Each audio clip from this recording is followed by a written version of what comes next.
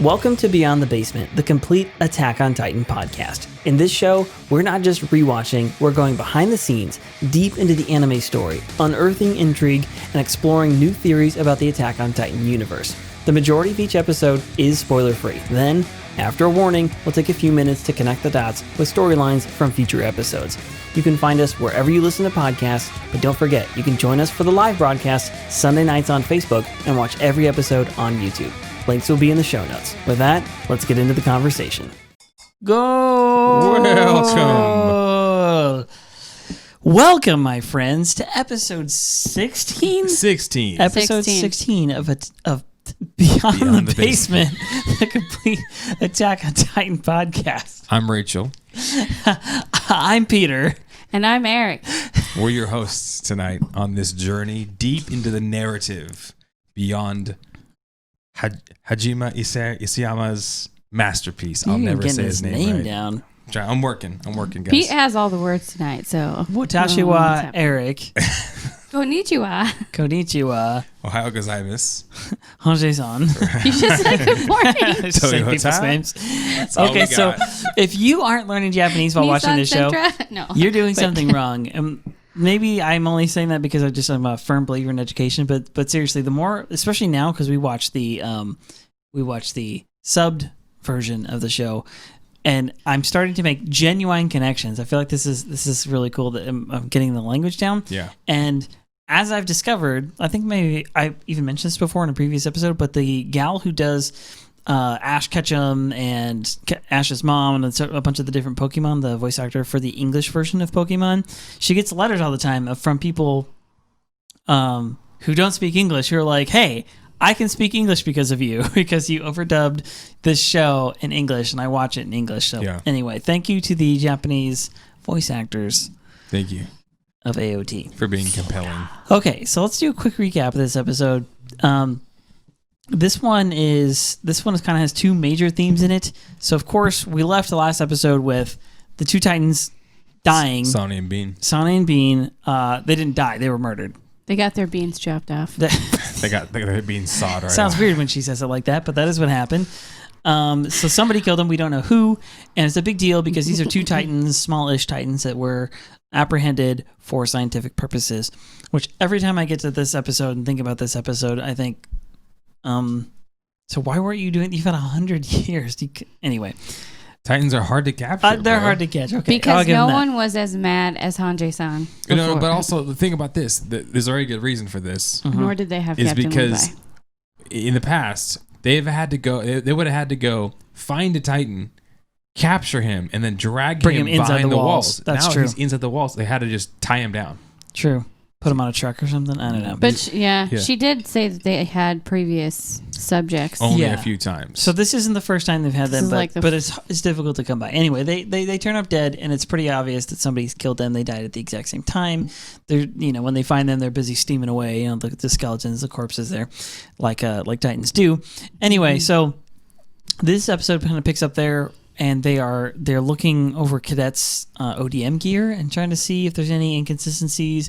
Asking people, where were you? It's a criminal investigation, but it's like a military police type investigation. So this episode starts with the investigation and some conversation because the same day that all this is going on is also the same day that the cadets who've graduated, with the exception of Eren, are now going to decide which regiment they're going to join. So they have an opportunity to join the Scouts, the garrison, or a handful have the opportunity to join the military police, which is the cush, high-paying, college degree job. What's it called? Sports scholarship. It's the sports scholarship type of job. It's the place you're the least likely to get killed by a Titan. Yes, and so that's why people want to do it.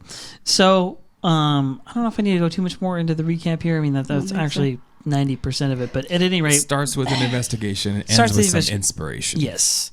And so they do the investigation first, then we kind of get to see a little bit of Eren. We get to see the Scouts sort of waffling over, like, hey, what are we going to do? Eren shovels some horse crap. Eren shovels horse crap, and then we get to Commander Erwin giving a speech to the potential recruits saying, all right, It's going to be super dangerous. 60% of scouts have died in these expeditions. Super honest about everything. And we're going to find the truth in the basement. And Eren's an asset for us. Also, if you want to join, you can stay. And if you don't want to join, you can leave. And there's this like nice.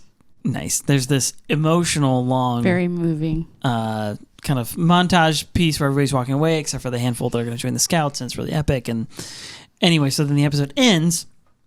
The last few minutes they're planning for and beginning the first expedition beyond Wall Rose. I don't know if this is the first this is the first expedition. This is the first one for all of our new cadets, for Eren and the gang. This is the first time beyond Wall Rose, and this is the first time that they're going to go try and establish something outside the walls at all beyond Wall Rose, really since the first attack 5 years ago. So that's where the episode ends.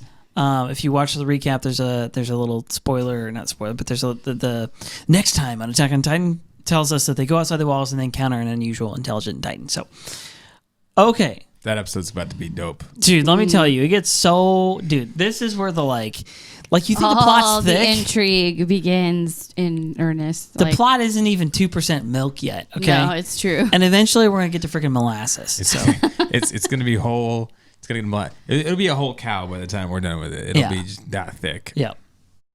And so the cow will give you milkshakes, not milk.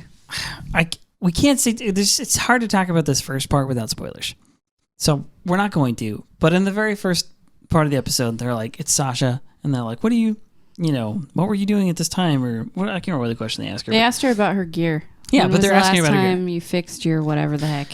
Because the previous episode, they say whoever did this used ODM gear, which they don't say how they know that. They just they said that because of where the guards were stationed.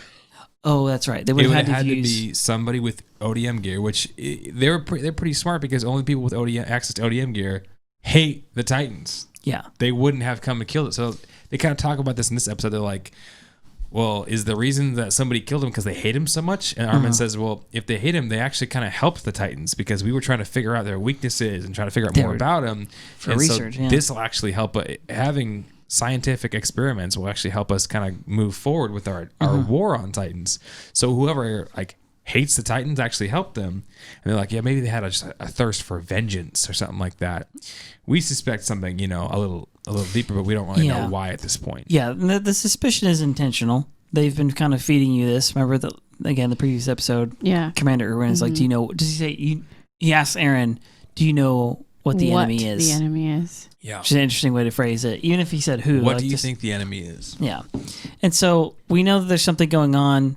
It seems pretty evident that this was probably hostile intent. It could have been revenge. So they're all speculating here. And then we as a viewer at this point are kind of speculating along with them. But probably we have some reasons to be suspicious. The other thing, again, previous episode, actually the last several episodes, is Commander Erwin is kind of like God, He's always got a plan for your life. He's working all things together for your good. Really good looking. Yeah. He's got a plan for your life. Terrorizing. He can suddenly scream really loud. Yeah, terrorizing very quiet. He's terrifying in some aspects of his demeanor and stoic in others. Yeah. So that's why we have reason to be suspicious. So, while this is happening, we see this really interesting little clip where Connie looks over at Sean and he's like, is he going to, is he going to, seems pretty obvious to me, is he going to join the Scouts? Because today's the day they're going to decide. They tell us that eventually after the flashback, but initially he's just balling up his hand and I'm like, is he going to wail on somebody? Is he going to beat someone down? Just punch somebody in the back of the head, sucker punch style. Maybe Jean knows. And I feel like anytime Jean has some sort of an emotional moment, they zoom in on his fist clenching tighter. He's the Arthur of our day. I feel like, honestly, this show could just as be about Jean. Yeah. He could be the main character of the show. Just as easily as Eren. And Eren could be the side character in Jean's show. Because that's how well they've made this character. They've given him his backstory. They've given him his motivation. Dude, I would watch to him. Oh, yeah. A side season. Bro, or I was getting emotional listening to his inner voice today. I was like, Sean, you have a soul. Because they make you relate to him. At first, he's kind of a jerk, and you don't really like. I didn't really like him at first. There's parts of Eren that I relate to. I relate to like the fact that Eren wants justice for everything, right? And I love that. And I love the parts where like, Eren's like, we got to save our friends. We got to like lay our lives down. And he's I'm a like, little yes. overzealous. I kind of feel that. But that speaks to something deep in all of us. So, especially me as a man, I'm like, yeah, we got to do that. But then there's also parts of like John that really speak to me. Like, I'm uncertain about this. I don't want to do this. Him as a young leader, like all that. Yeah. Like, I think I'm gonna die today. This is such a pain to friggin' die today. Like he seriously says that so multiple often. times. So this is it. He seriously says, so this is it. This is how I die. Like so many times. There's been a couple times in my life hanging from a ladder or something. I'm like, this is how I'm gonna die today. I'll be honest. I say that all the time too. But so I love the backstory on John here, and Connie. He looks at John and they kind of go into a little flashback. But before that, Connie actually says, man, I was ready to join the Scouts too. And it was because of Eren's previous speech at the tavern house where they all are giving their, I'm going to join the military police and I'm going to do this. Finishing cadets. Yeah. Eren's like, you guys are a bunch of cowards. I'm going to go fight the enemy. I'm going to go kill the enemy for our people. I'm going to go like lay my life on the line. And he inspires them all to want to join the Scouts. Well, that was all fine and dandy. Until they actually saw combat. They had all these great plans. We're going to join the Scouts. It's going to be epic. But then they all saw how terrifying and how terrible, how daunting the Titans are. And after that Connie's like, I'm never doing that again. I never want to see those Titans. So he's kind of had this like, I don't want to join the Scouts. I want to join the MP, get respect. I want people to, acknowledge me finally. I mean, he earned it. Everybody who's thinking about joining the military police, it was difficult. They have to be top 10 in their class. So there's you cannot understand why. It's safe, it's rich, and you work hard for it. Doesn't Connie actually say the whole reason he joined the military was to get into the military police? That's why he left his village. So he could have respect finally. His mental journey, is he's starting off as a young villager who sees the terrible stuff happening in his village. He wants to do what's right. He goes out. He wants to join the MPs. He goes into cadet training. He meets Eren. Then he comes full circle. The top 10. Wants to actually join the Scouts. Then sees combat. Goes back 180 degrees. Wants to join the MP. And then now, in this episode, ends up joining the Scouts. Yeah. And this little fire scene is interesting because it seems like maybe it's the night before, it's sometime recently, and they're sitting around. They're all sitting around the fire, not saying anything, and John is sort of like thinking to himself, and he's like, this is the part where it's like, oh wait, you do have a soul. I'm pretty sure it's the line. I think he's remembering the day of Marco's death. He's remembering the cleanup of the bodies and all of this stuff. I think this fire is them burning. Yeah, the bodies, because he picks up that chunk of bone and he says, "I don't know if this is part of you." And everyone around is somber and like tearful around the fire. Yeah. Connie's just bawling. Finally, he's like letting himself cry. And he's talking to himself, and he's like, I chose to be a soldier, and like if I didn't choose this, I wouldn't have to wonder who's next. Yeah. He's getting into this very real. Again, there's so many things in the show that seem to relate to like actual like wartime stuff, but that's a real thing. You volunteer to be a soldier. Yeah, that was the moment where I was like, Sean has a soul, because he was talking about Marco and he says he picks up bones and he says his Marco, responsibility now that he knows the reality of Titans and all of that. He picks up some bones and he says, Marco, I don't even know which bones are yours anymore. Like there's just so much chaos, there's so much gore. Yeah, I can't even tell one from the other. And it's like I feel like that kind of triggered something in me. Like, don't forget the fallen ones. Don't let them get all blended together. And you hear these stats like 27 people were shot Tuesday, and you're like, oh, it sucks. But it's like those were all individual people with families, and those are all Marcos to somebody. Yeah, they had meaning in their life. It can become a stat when you hear about this or that. Or especially 9/11 happened. Like this many thousands of people died. I don't even remember the exact number, but it was like, was my dad among them? No. Okay, sure.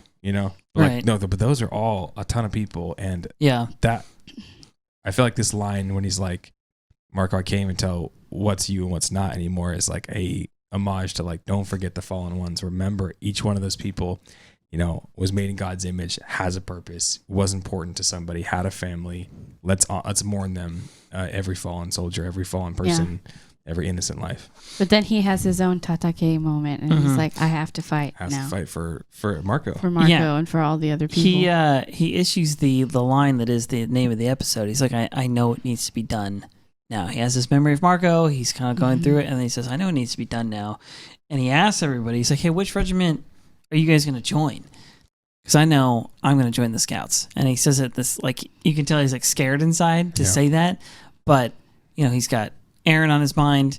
He's got the Titans on his mind. To whom he refers to Marco. As the suicidal maniac. Yeah. He says, I don't want to be a suicidal maniac like him. He's like, I know it has to be done now. I don't have to be a suicidal maniac like him, but I know it has to be done. And what's interesting is he's actually right. Like, his analysis, this is what I love about Jean, is there's a certain amount of like self-awareness that he has. Armin kind of has this too, but self-awareness is difficult to find in people. But people who are realistic about who and what they actually are, what they're capable of, and what the world is like that's going on around them. It's this kind of agreement with reality that is difficult. Most of us, is really true. Most people, most of the time, it's in the show, it's in all of us. We tend to live a lot of our life in a like partial agreement with reality because we kind of like have to, and then a lot of it is in sort of a fantasy about the way we think things are, or the way that maybe they should be. We imagine ourselves to be a certain way and other people to be a certain way, and that's basically what equates to like a world view, right? Your worldview is kind of comprised of that thing. But then one of the hardest things to do is to have a correct view specifically of yourself. It's one thing to be like, there's plenty of smart people in the world who can see the world around them and be like, oh, I'll write a book about this, about science, about philosophy, about whatever, and they are correct. And then you watch their personal life and you're like, you're a wreck.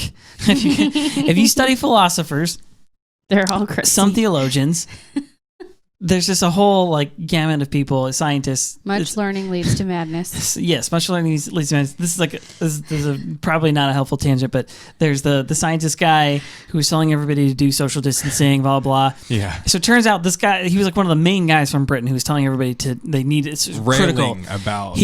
Railing on this. You have to social distance. You can't be hanging out with other people, can't be leaving. Yeah, he invented the model that said, X number of people are going to die, and this was adopted. Save lives. And so it comes out that this guy was not social distancing at all. In fact, he was cheating on his wife with a mistress who was married, who he left during the quarantine to go have an affair with. Hey, so during quarantine, this guy's breaking social distancing in quarantine. He's telling everyone else to do. It's like all those philosophers who go on and on about morals, and you find out like they were terrible people. And you're like, okay, so you can abuse their slaves and think about it, but you're still not doing it. Yeah, exactly. There's a difference between those two things. Now, what's interesting is when you meet somebody who is self-aware, that doesn't necessarily mean that they're like a good person. Every now and again, you meet a drug addict. You're like, yeah, I know this is wrong, but I also know that I'm an addict, and this is kind of what I do. And it's weird when you hear somebody say something that's like entirely like accurate about themselves. But Jean is kind of having that moment like right now, and he's a fairly self-aware guy. He's like, well, I know it needs to be done now, and I know what I am. I'm not Eren. That's he's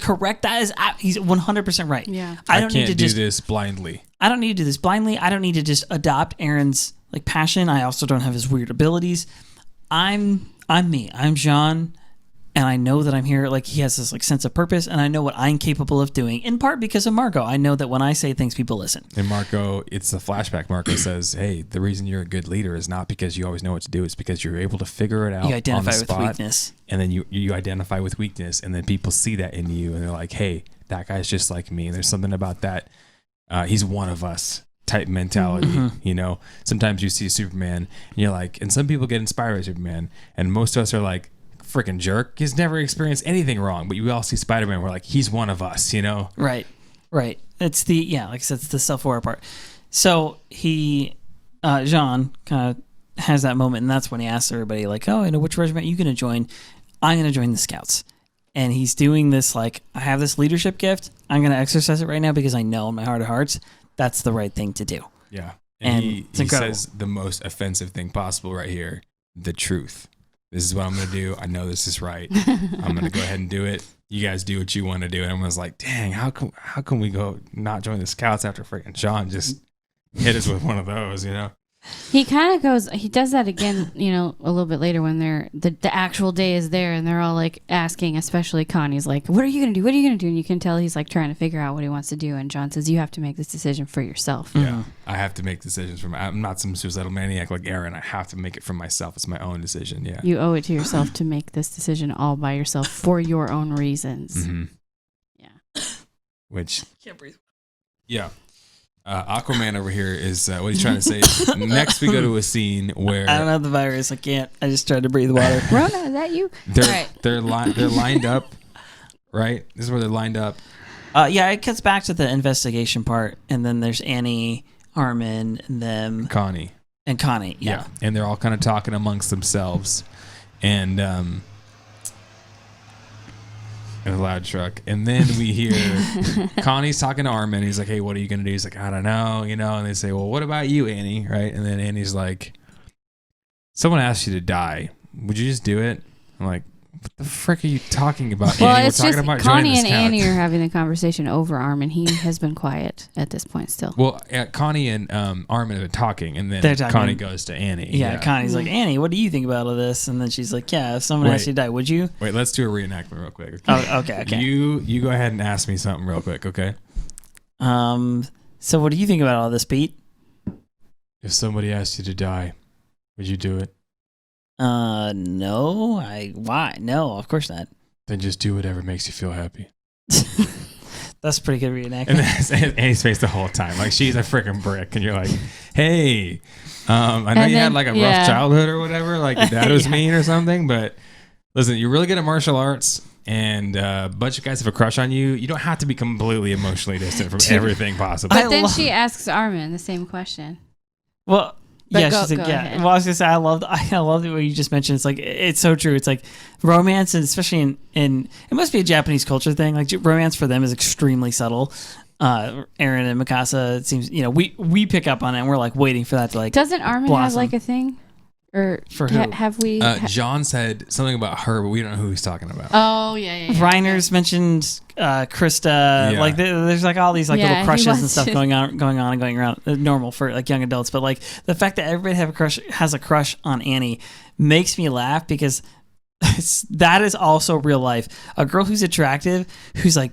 Has the personality mysterious. of a brick. You always want what you can't doesn't have. say anything, is like always out of reach. Like, that girl always attracts dudes, and it's so I can't explain it. It's just human nature, I guess. It's very funny because it's like the exact same opposite too. Because in like freshman and like freshman and sophomore year, I was like very loud and ridiculous and stupid and prideful or whatever, right? And then like got saved, changed my life, like didn't want to just be an idiot and say everything that came to my head, was going through hormones and stuff, right? And like, kind of became an emo kid for a little bit, right? And like, that was when all the girls were like running after me. It was like, oh, you're so mysterious. And I'm like, no, I just stopped talking and saying everything that came to my head. Like, wow, that's amazing. And I'm like, you guys are stupid. You want what you can't have. You want what you can't have. Annie is the ultimate example of mysterious woman. Anyway, so what were you were about to move on. Well, anyway, so then after her and Marco have that exchange, she says, what about you, Armin? Would you die if someone told you to? Oh, yeah. And then Armin gives a pretty good response. He always gives the most like thoughtful. It was very thoughtful. Response. I wrote it down. He says, I think I would. He says, if I understood the reason why. If I knew why and then the situation called for it, I think I would. Which is the right answer. And then she says, so you've made your decision. And he says, like, yep.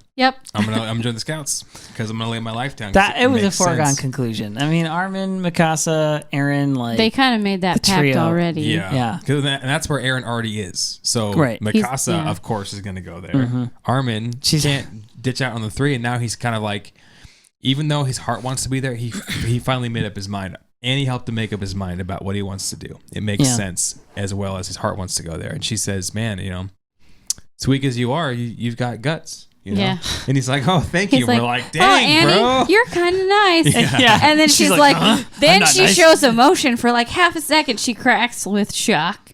She's like, what? You noticed I have kindness in my soul? Jeez. What? Okay, sorry. I'm trying to find the next little scene here. Which I'm trying to keep myself from giving away spoilers. I have to remember I know. there are certain the spoiler things. section is going to be good. There's actually a ton of spoilers in this episode. Accidentally. The episodes that seem more subtle are actually the ones that have like a lot more information. But I feel like a bunch of non-important story stuff happens. Like they kind of jump back between Eren cleaning some stalls and kind of talking, and none of it's really important to the narrative directly. Yeah, it's just sort of like giving you they're background. discussing. They don't they start. This is a part where This is okay. It does cut to that scene. You're right. There's one of those scenes here where it cuts to the. Eren goes on patrol with Captain Levi for the first time. Captain Levi's like, "Hey, you're going on patrol with me," which doesn't necessarily have like this real direct like influence on the story, except for the fact that Levi's montage. Actually it is a cool montage, and Levi's actually training him. He's making sure he's an obedient soldier, and he's like, "Hey, you can't wander off.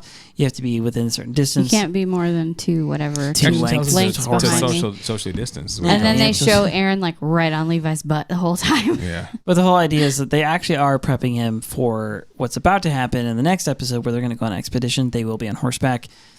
This is a real. There's some actual training and stuff going on. They just don't really know. Like let you know that. And it's a cool montage to play while we go to the ceremony. And then Erwin makes his speech. Which it seems like this is kind of almost like a high school graduation type ceremony. Everyone's there and everyone's about to pick their classes. Yeah. And in my mind, every time I've watched season 1, I've always thought this, but we never have anything to actually back it up. I would have thought there would have been someone from the garrison there, somebody from the MPs there, and someone from the scouts there to all kind of say, hey, like, here's why you should join our branch, because we could really use more recruits. Yeah, like the thing they do in high school where they're like, hey, college recruiter day, the military recruitment day or whatever. And so like you go to lunch, but there's like these booths, and there's one for the Air Force and one for the Navy and one for the Army. I think there was even an assembly one time where people, and they all kind of gave us like a little spiel. Yeah, about why you could take the like ASVAB, the like short test thing, and they all give you their pitch as to why you should join their branch. I feel like this is it was like the scouts go one night, and then whoever's left goes between. Well, only a certain amount of people are even qualified for the MP, so they're not going to show up. But it would be between the scouts and the garrison. Well, so basically, if the scouts go first, whoever's left is going to the garrison, because there's only those 10 guys that can even go. So I just assumed that in the very first watch through that they had already had the other 2 speeches happen. I just assumed all 3 of them came gave speeches, and we're on to scouts because that was the only important one. I think the scouts go first. But it never even tells us that all 3 of them came and gave speeches. It only tells us that Erwin came and gave speeches saying, please join the scouts. It's not that it's the other way around. He's actually the first one, and then the following nights or some following. That's what I thought this whole time. Also, still what I think. In the spoiler section, we can talk about another motivation for the way the ceremony is set up. But for now, all we know is Erwin comes to give an impassioned speech, because now the scouts, the top 10, can join the MPs. So they can do whatever they want. If you're the top 10, you got a free ticket. You can go wherever you want to go, right? If you're not in the top 10, you got 2 choices. Join the garrison. Basically, you're a glorified carpenter up until the last, 5 years. Population babysitter. Yeah. Or you can join the scouts. You can try to go die. And Erwin, in his speech, he does say, hey, 60% of my dudes have died. And over the last 4 years. I imagine that if any of you cadets join me, you'll actually be coming with me in a month on a mission. 30% of you will die, and most of you will die by the end of the year. By the end of the year. He explains that now that they've shut the gate at Trost with the stone, they can't use that gate to go outside the wall anymore into beyond Wall Rose into Wall Maria is the outside one, right? Or is it the other way around? Cena's the inner one. Cena, Maria, Rose, Cena. Cena's the inner one. Yeah. Okay, so the outer one. Then what's the next one? I think it's Rose. I get him backwards. I think it's Cena, Rose, Maria. Maria's the one that fell. Rose is the one that got attacked, but they plugged it back up. Okay, I think you're right. That Cena sounds right. Is the inner That's wall. what we've been saying, yeah. So anyway, he discusses how they can't go beyond Wall Rose right now. Yeah. Well, he's saying this gate is plugged. He illustrates a plan. He says, we had 4 years of setting up these forward operating bases. These are now kind of useless because of this, but we're going to go establish a new one. Really, he's saying he's being very forthright, like exceptionally so, and detailed about. Very brutally honest. Yeah, brutally honest. I wouldn't even necessarily say detailed, but he's being extremely honest about exactly the plan that the scouts have, the odds that you are going to die, and he actually drops Annie's line at some point in there as well. That was like, after "Are you willing to die?" All the rest of them left. Yeah, that's right. Afterwards, but it's funny because, like you're saying, he's giving so many details. He even says, like, "Hey, we're going to try to go to the basement, and we think that there's a secret about the Titans in the basement. Even the Titans aren't even aware of." Yeah, and he says, "Eren is our weapon, and he's proved himself as undoubtedly to be on our side." Yeah. Which we don't know much, if this is your first walkthrough, about Commander Erwin yet. But what we do know, let's talk about things we do know about him based off the first couple episodes. He's in charge of the scouts. He's a boss. He's definitely a boss. He's very intelligent, and he's got a plan. Right? Okay, but it really seems like he's putting all of his cards on the table and saying, here's everything I know. Please join me. So that seems like a really desperate person, right? But even Armin during this says, I wonder if he has a plan. Yeah. Well, at first he's like, this is too much information. What is he doing? This is dangerous. And then he goes, unless this is all part of his plan. It's all part of the plan. That was my Joker impression. So he's doing this combination of releasing information and saying inspirational things. Like he's being honest with them. Like here's your chance you are going to die. Yeah. Here's the information in the basement and Eren and blah blah. And also, this is our chance to break free of a century-long, tyranny. Yeah. He also says if you manage to be among those that survive, you will be a hardened soldier that will be able to survive anything. Yeah, you'll be an elite level fighter. You'll be like, let's just compare the elite garrison units to the elite scouts, right?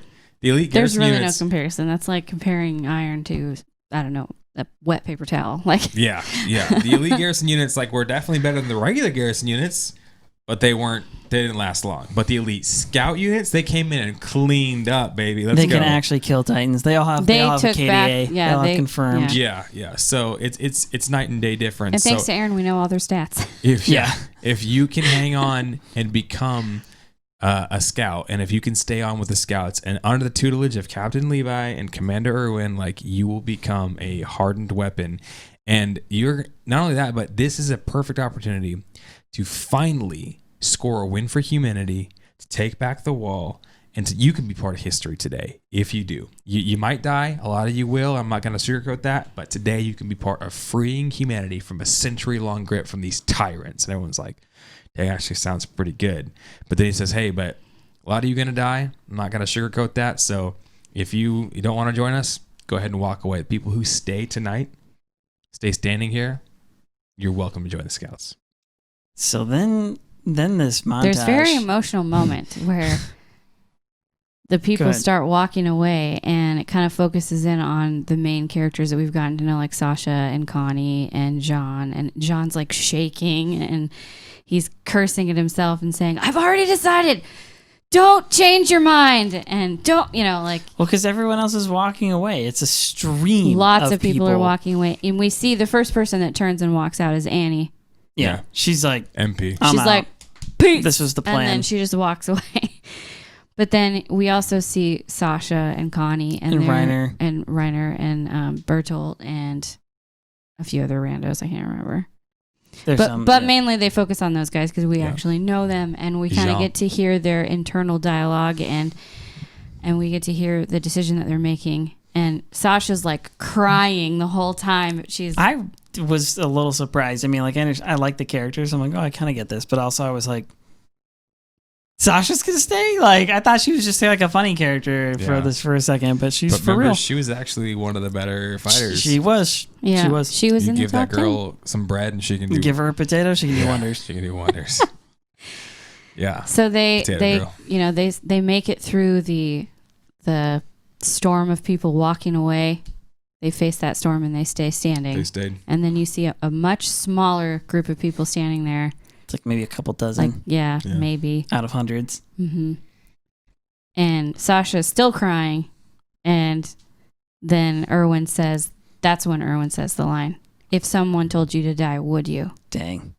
Yeah. He drops it on him. And then someone quips back and says, no, I want to live. And then he smiles. And he's like, you have a look about you. Yeah.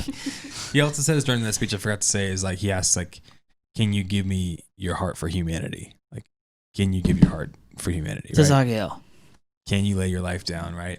And he also says an important bit of information that we believe inside the basement in Shigashina is a truth that will, or is something that will lead us to the truth about the Titans.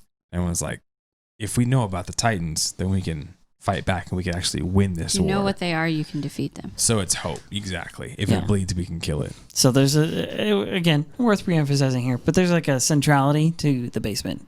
Yeah, there's information, there's something something in this basement. There's a treasure in that dang basement. Mm-hmm. And so what's interesting, okay, I was going to comment on this now because I can speculate about this pre-spoiler, but we'll talk more about this later, is that they wonder what's inside the basement because supposedly there's information there, but they don't seem to mention the fact that basement belonged to Eren's dad. They don't seem to be like, well, where's it? Like, I would be asking, where is Dr. Yeager? No, he does. Erwin says in his own basement, in his childhood basement. In Eren basement. Yeager's basement. Yes. No, I know that. I'm saying, like, but as many times as it's been mentioned up to this point, they don't seem to be... Levi's the last one who mentioned anything. He was like, your dad seems to be MIA. Where is your dad? He's the only one. Is he in the basement now? Or where did he get back to? Like, no one knows. And that's definitely something I would be investigating. Yeah. Yeah.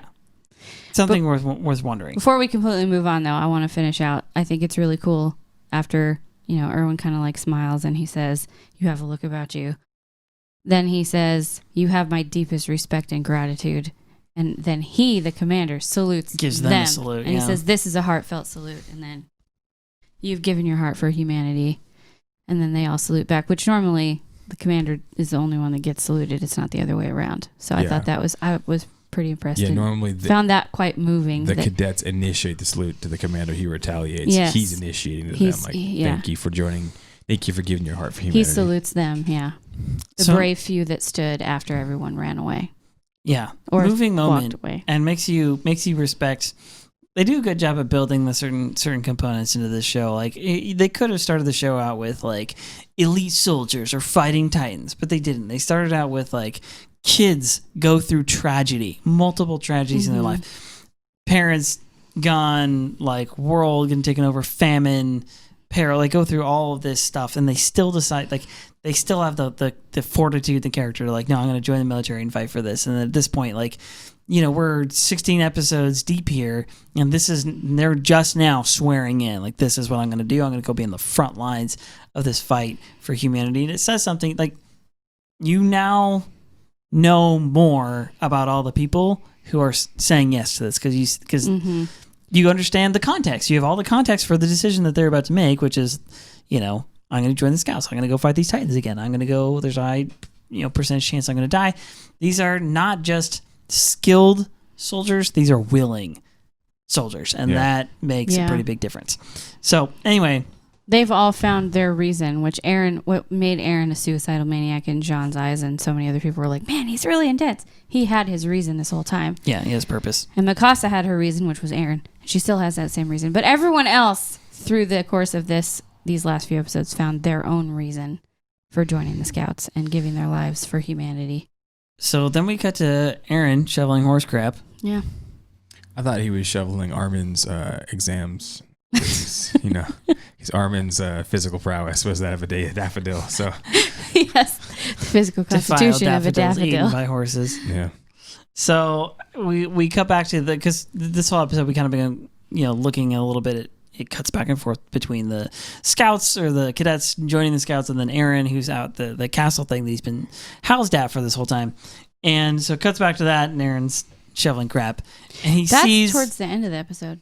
Well, it jumps kind of back and forth. No, because first then right after that, they're discussing. They have the map. Yeah, it jumps back and forth. It goes from the cadets. Well, they reunite real quick. Then the training thing. Their scout training, and they're learning about what role is it. They began their training, but mostly it was about where their role in this grand big operation was going to take place. And then it jumps to Eren, and Eren's learning about where he's going to take place, and there's a guy talking to him about that. And Eren says, I'm going to be way in the back. I thought that happened first, and then the second part was that it doesn't together. Matter. Anyway, but what you're saying is more important at this point anyway. So, yeah, so they outline the plan. It's Eren and the scout people. Yeah, the new recruits and scouts and stuff like that. They're going through like scout training, but the narrator mentions that it's not real so much scout training. It's not so much like physical training and military exercises as it is learning the plan of this expedition that they're about to go do. And so they have this big map, and they're showing all the details, are explaining to the recruits, okay, you're going to be here, you're going to be here, you're going to be here. This is how this goes. This is how it all works. In that, the narrator notes that they don't actually mention where in this formation that Eren is going to be, which seems like relevant information since he is Titan Transformer guy. The key, what they say, is the key to retaking the city. So, but they then also we explain do see Eren learning about where he's going to be. yeah, Yes. only Eren knows where only Eren knows it's just where him he's and going like to be. two other people. The cadets don't know where he's going to be. And so, yeah, sorry, I lost my train of thought as soon as we got into that. Anyway, so they're explaining all the various plans, and they actually mention that this is a test run. If this isn't the mission that goes and establishes the base. This is basically to see if they can operate outside the walls at all, and successfully do that, and then go on to carry out a mission. This is also where we kind of get a little more insider information, because now we're with Eren and like the scouts we've seen before, like the actual guys who've like made kills, like the experienced guys, and they are starting to kind of speculate here about why this plan is what it is. And Eren is kind of asking questions as well. So yeah, you can tell that they share some info with the cadets, but they share a lot more info with the scouts. Well, the scouts know exactly where it's going to be. Eren kind of observes that they're having him be in kind of a strange place. And he's going to be towards the back. What's his name? Place. The guy who bit his tongue. I can't think of his name right now. He says you're going to have better treatment than most supply wagons have. Mm-hmm. And then they kind of discuss, what do they think Erwin is really up to? And then this other guy says, well, he clearly doesn't think he needs to tell us, so we just need to go on with the plan, which tells you how much trust they have in him. He says it's possible there's another goal to this mission than what we know about. We don't know. And then that's when Eren's like, the horse poop, and then he sees shoveling horse poop. And then we get a little reunion, which is very cute. Yes. Because Armin, the trio is back together after a minute of being apart. And Mikasa. And of course, she like, have they been good to you? Like, clingy as ever. Her reaction to Eren is always like priceless, especially in a situation like this. Like, oh my gosh, you're still alive. I don't know if this How have they been treating you? I don't know if this is in the wall culture or if this is Eren, Armin, and Mikasa's just relationship. But for me, if I saw my bros after a crazy battle, I would have been like, hug them. I'd been come to me. Okay, I would have freaking macho man those guys and been like, get in here, I miss you. And Mikasa just like touches Eren by the arm and is like, do they mistreat you? And I'm like, she like grabs his wrist. How are they treating you? Have they been mistreating you? Yeah. As if she plans to kill anyone who's like, did they experiment on you? And then doesn't he like make some comment about Levi called him a scoundrel or something? And she was says, like, I will never forgive him. She says, I'm going to get him back for like what he did. She I says will he went too repay far him one day. In the courtroom or whatever, yeah. He's like, I'll get back at him. Her eyes go all crazy. Yeah, so then Eren says, oh man, you guys are all here. Like, that's a lot of the main people from our class. So it's just Annie and Marco and John who joined the MPs then. And then we see someone walking up behind him. And there's an awkward silence. Eren spins around and it's John. John says, and he says, oh, you're here too? And John just looks at him and says, Marco's dead. Did you say Marco is dead? And then Marco's dead. He's Eren's like, what did you just say to me? Yeah, it's pretty terrible because it's not like. And then he kind of goes into John more detail, saying, "Hey, Eren, I'm here too, man. We all wanted to make it. We all wanted to be one. He just tells the main reason that we are here is because they killed Marco. And we all want to be together. It's not anything like that. There's like no kindness. No, it's like no sentiment. Sean is just pissed about everything. Like, bro. Well, and then he says he died. He went down. Nobody saw it happen. He was alone, and we don't even know what happened to him. And you can tell he's and like everybody's very emotional, and it's like I'm emotional. It's palpable, and then all of a sudden you hear this guy go, "Come get your new clothes, everybody! Here's your uniforms." But the way he describes it is the way that somebody who is very upset about something describes something. Yeah, he's kind of avoiding the emotion. You can hear the emotion in his voice though, and like they do the thing where his pupils, or I mean his what are they called now? His iris like gets bigger and smaller and bigger and smaller. Marco.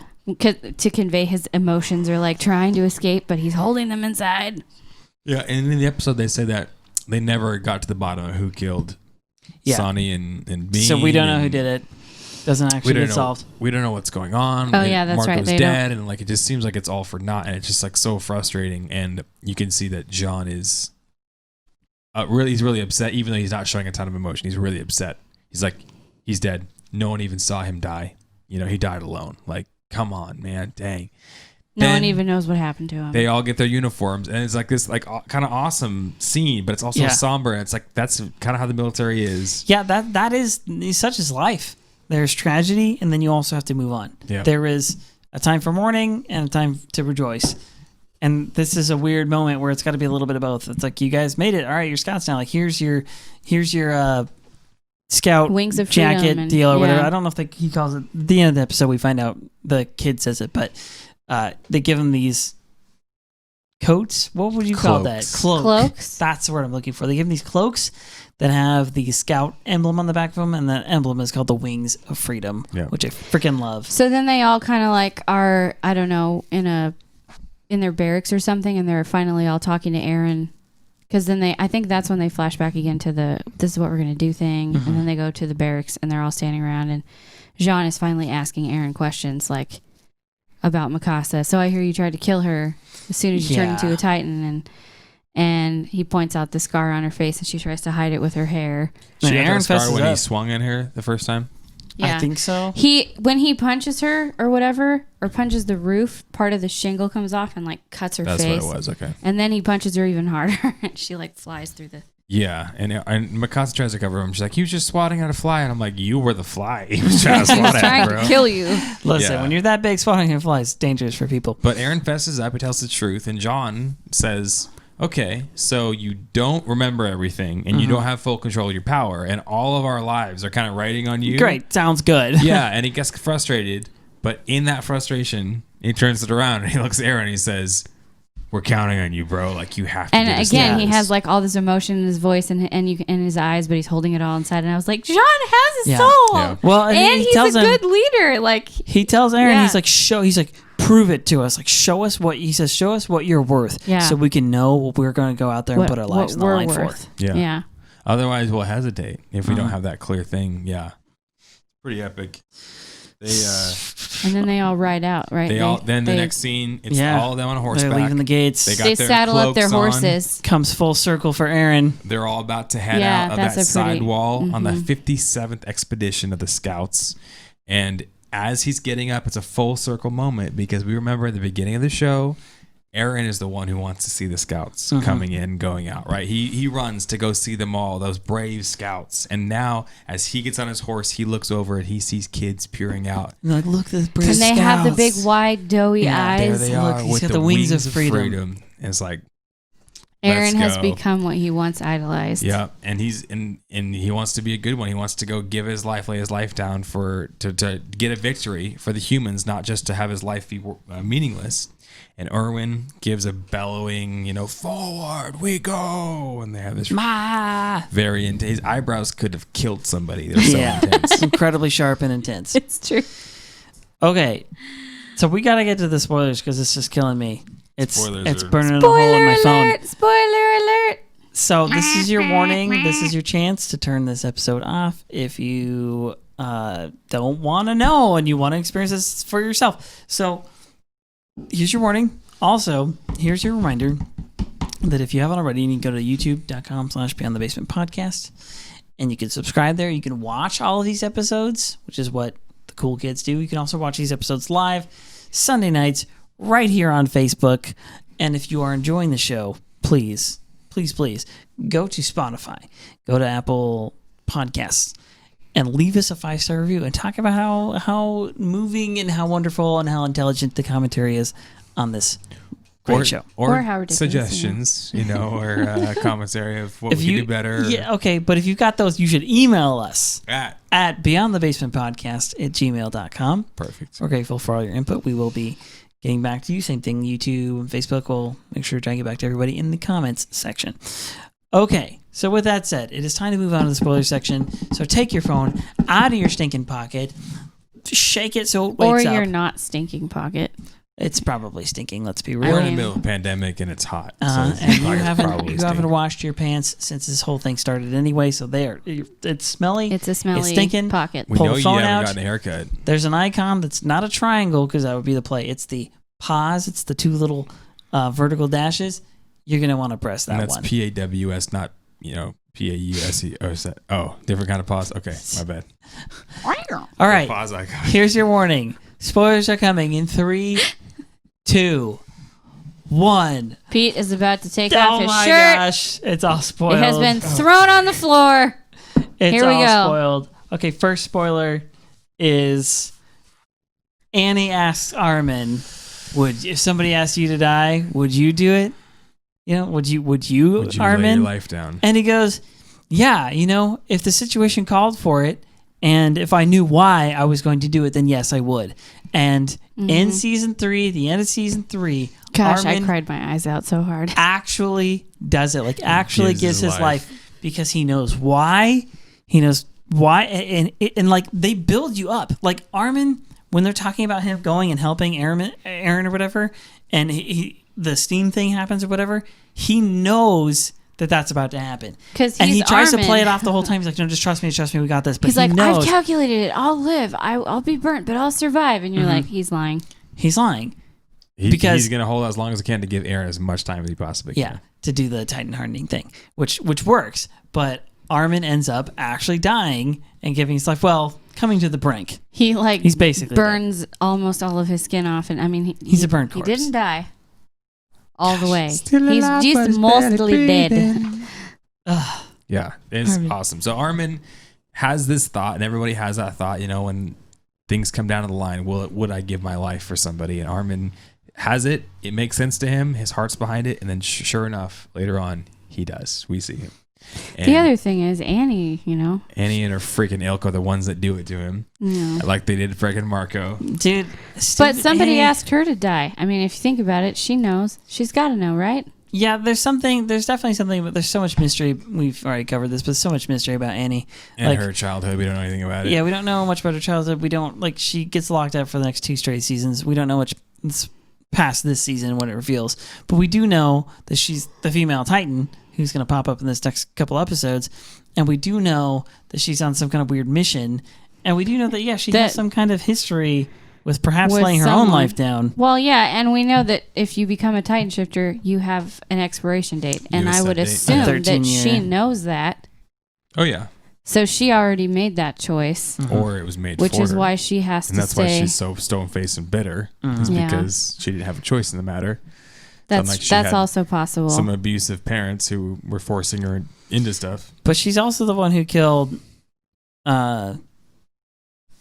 Sonny and Bean. Yeah. And it's not clear. They don't really give you any hints right here, but it's actually in the scene where they're getting lined up at questions and stuff like that somehow Armin notices that hers is the gear that's not. He's starting to put pieces together. Yeah. Well, yeah, he kind of makes a dig at her a little bit where I thought anyway, where he says, you have your own reasons for joining the military police, I'm sure. And then she kind of tries to play it off. No, not really. I just want to live. Yeah, I'm good. You know, you're like, not okay, true. Okay, Annie. And then I don't know if that was an accidental spoiler, but I do know that when Armin finally does put the pieces together, he admits that he liked her. He had a crush on her, and he didn't want her to be a traitor. That's so right. I kind of accidentally spilled the beans a little bit. Sorry. Yeah. But so that little exchange where he's like, you're actually nice. You know, he's kind of showing, and she compliments him. I thought it was kind of cute. Everyone has a crush on the mysterious girl. What the heck? Whatever. Yeah. And I just forgot what I was going to say about that. Okay. Dang. I'm sorry. It's Okay. getting late. Next spoiler is that I have written down here. They don't really show Annie's reaction to this, but Erwin is giving his speech. To the and he mentions the basement, and we see Annie react a little bit. Her eyebrows go up, but then we see Reiner's the basement, he's got the sweat mark thing or whatever. Is scared out of his mind. Yeah, Roberto. He's like. They're standing next to each other. Well, because of the verbiage he uses the verbiage in the basement is a secret we believe will reveal the truth about the Titans. Yeah, that's the line that gets him, the truth about the Titans. And that freaks him out, right? And this is important for us because we can't exactly delineate why that is so terrifying to them when they are coming to paradise for the first time.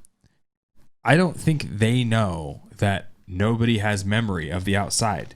Mm-hmm. I don't think they know that their memories have all been wiped and that they're all in the dark and that they have no idea what Titans are and they're just terrified.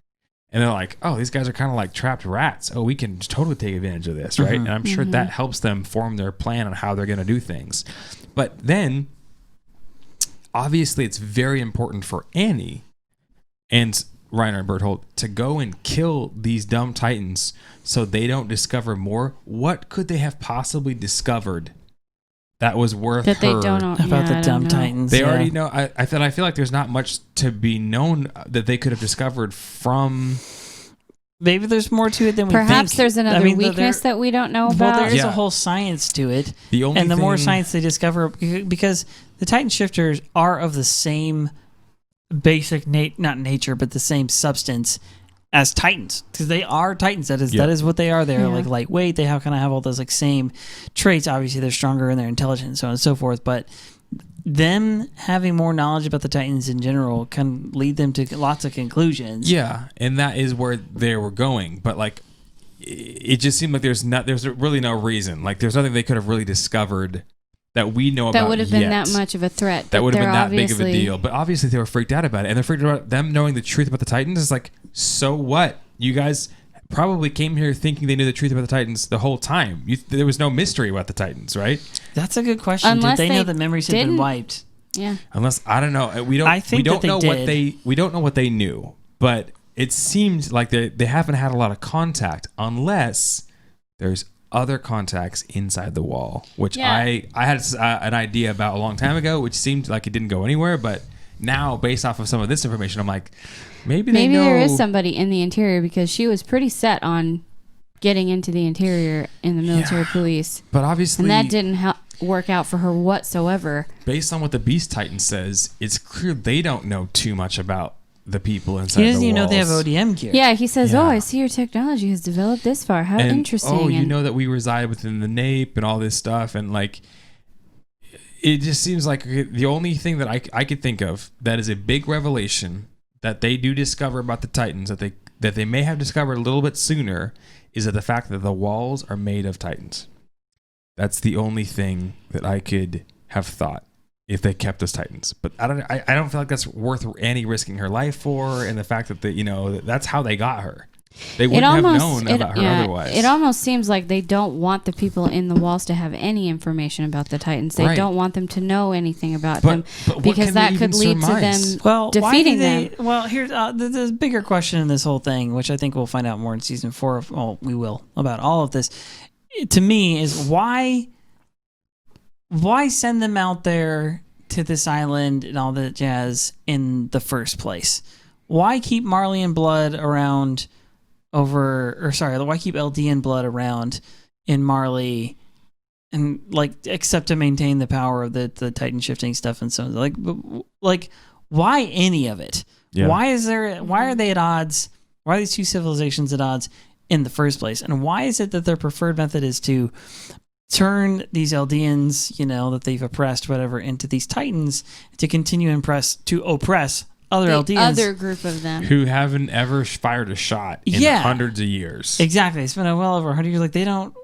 But what? They are oppressing them with extreme prejudice, and it doesn't make any sense. Yeah. My guess is, in season 4, we will see the beginning of the mission where Annie and Berthold and Reiner and their brother get their intel and get their charging and get their orders. And their orders might be something along the lines of, your job is to go check on the people in the walls, see how far they've come. If they've developed some technology, your job is to go kill them all and reclaim the founding Titan and all this stuff.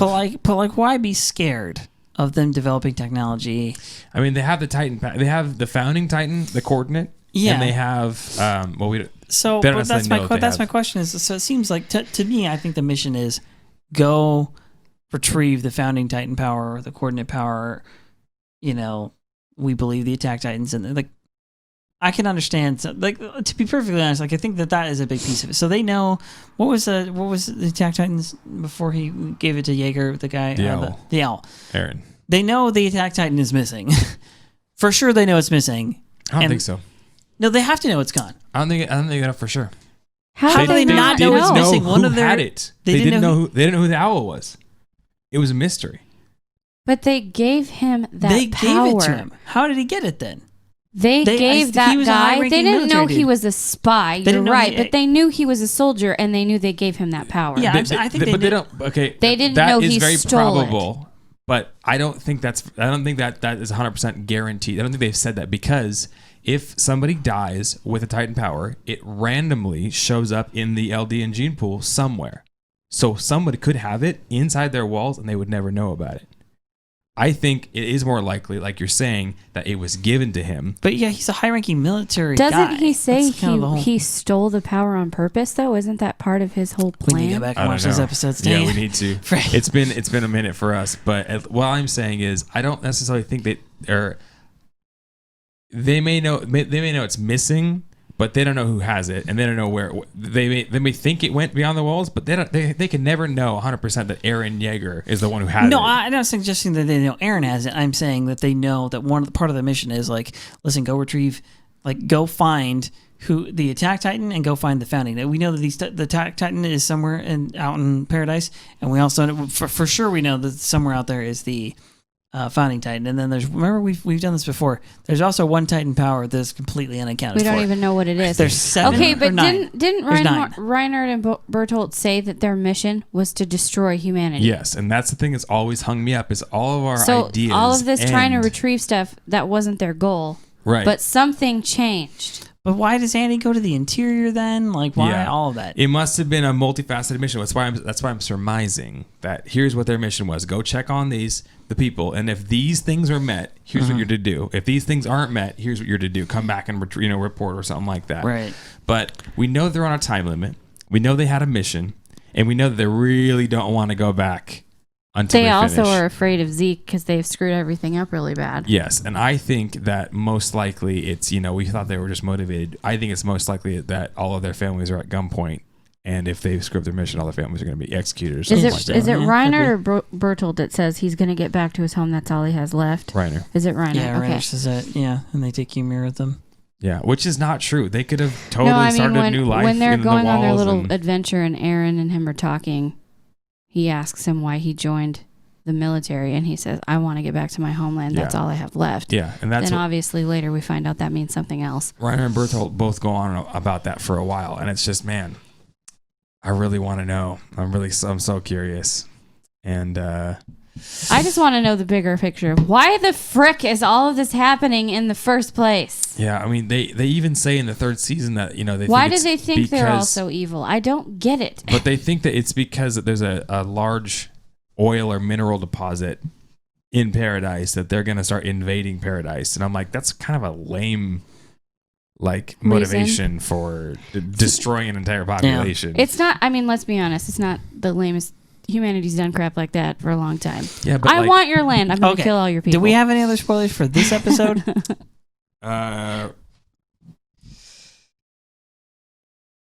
Besides, it is possible that the goal of that mission is something other than to lure out. It's to lure out. Oh yeah. I think it's pretty obvious. Oh, that was the other spoiler. Erwin is telling too much information on purpose. He's doing it on purpose.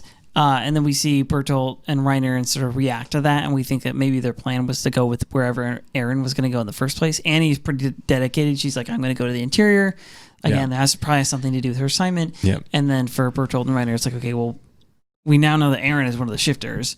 We got to follow him around. And he has some and notice that they try and convince Eren to come with them back to Marley. Yeah. And they do the same thing with Ymir. It's this idea of like, okay, well, we need to try and convince these people who have the Titan powers to come with us. They're not trying to take them by force. They will take him by force if they have to. Yeah. But the idea is they it's a would little easier prefer you to come with them. Yeah, come with them. Especially now that they know. I feel like before they would have just killed you. Now that they know that you're their friend, kind of, you're their comrade, and so they'd rather not kill you. They also seem to have a strange motivation to take Krista with them. Yeah. When they figure out she's a royal, especially. Yeah, she's royal, and Reiner has got the hots for it. Well, there's that too. When they were talking about that, but now we know it's because she's royal blood, which means that she has that knew the whole time. Founding Titan power. Yeah. So. Okay. Well, email us with your theories, with your ideas. Yeah. Not spoilers, please. We haven't read all the manga. We don't even know. Which I'm pretty sure the manga goes way beyond the season 4 of the show. So I've heard. Wow. Yeah. I'm curious to. I know. If they don't, I'll get there when I get there. If they don't announce a release date for 2020 or season 4, I might just start reading the manga. Please animate from home. Please. Anyway, email us beyondthebasementpodcast@gmail.com. Thanks for listening to us argue. Yep. Check us out on Indubitably. Facebook. If you haven't already, you can watch the live stream. When season 4 does air, we will be doing a show the day that it airs or the evening that it airs, probably. And it will be live here on Facebook. Other than that, leave us a review on Spotify and Apple Podcasts. We love you guys. And we will see you in the next episode. Clink 'em. Thanks again for watching and listening. If you're enjoying the show, you can leave us a 5-star review on Apple or Spotify. If you're really loving it and you want some extra cool content, you can join our Patreon page over at patreon.com/beyondthebasementpodcast. Check the show notes or our social media pages for links to some really rad Attack on Titan merch. All right, guys. See you next time.